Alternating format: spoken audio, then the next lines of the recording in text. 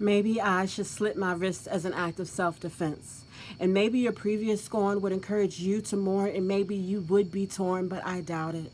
You never gave a fuck about my love poems. As I straddled your face and you pretended to enjoy the taste of every word I birthed and the knowledge that flowed from my loins, proving we didn't have to fuck to be joined because the shit was just that deep. And even when my lips were still, my pen was never required for me to weep. As you suckled from the teat of my internal extremities, I orgasmed every truth that every woman has ever known, articulating every moan and every groan from somewhere below my throne. See, my insecurities were homegrown. But that didn't discard my welcome mat. I let them in, and him, and her, and her.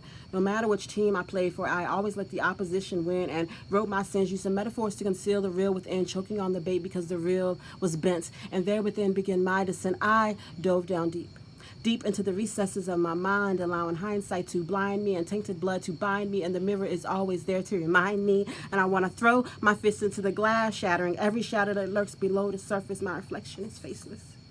So seeing isn't always believing. My own eyes have often deceived me, so now there is only a hole on my sleeve where my heart used to be back when I used to be me before I let you use me, using my own rhymes to confuse me, convincing me that I needed rescuing when I am not a damsel in distress trying to penetrate my fortress when, motherfucker, I'm the one who taught you how to play chess.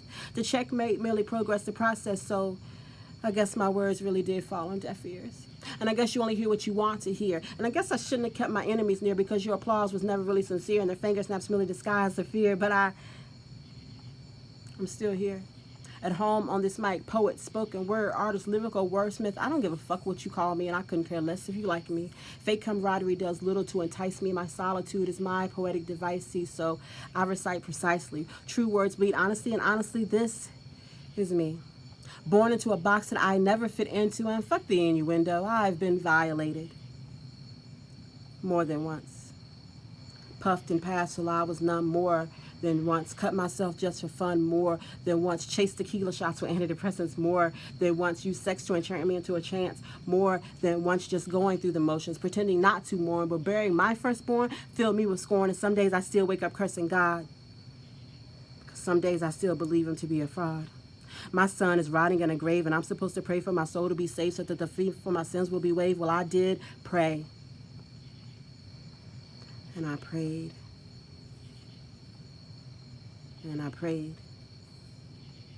But my baby is still rotting in that grave, so I wallow in my grief till I have no choice but to rise and beg God to forgive me for my reoccurring blasphemy. But everything was so fucked up, and I was so fucked up, and I was stuck in a never-ending cycle since I first spit that apple. Before I learned to be humble, before I learned abuse could be mental, before I learned these lips were lethal. You can't imagine all the shit that I went through before I embraced my breakthrough. Now I write my pain, knowing that the ink will stain, therefore leaving my mark and solidifying the art, crowning me the monarch. So this is my art, and the rhymes are my heart, and the tears are my fears. Each stanza bringing me closer to the altar, co-writing when I may falter. And there's my curtain call. I've always been an actor, pretending to make believe. Someone sees a disbelief and attempt to reap the benefit, knowing I'll never really fit. I'll never be one of you because I will never be like you. Always on the outside, just looking in, just me and my pen, my only true friend, at least until the ink dries up and I am forced to again assume the familiar position of submission, head back, face up, arms outstretched, legs bipolar. Come on, world, I'm ready for my close-up. It's been a while since I've been fucked.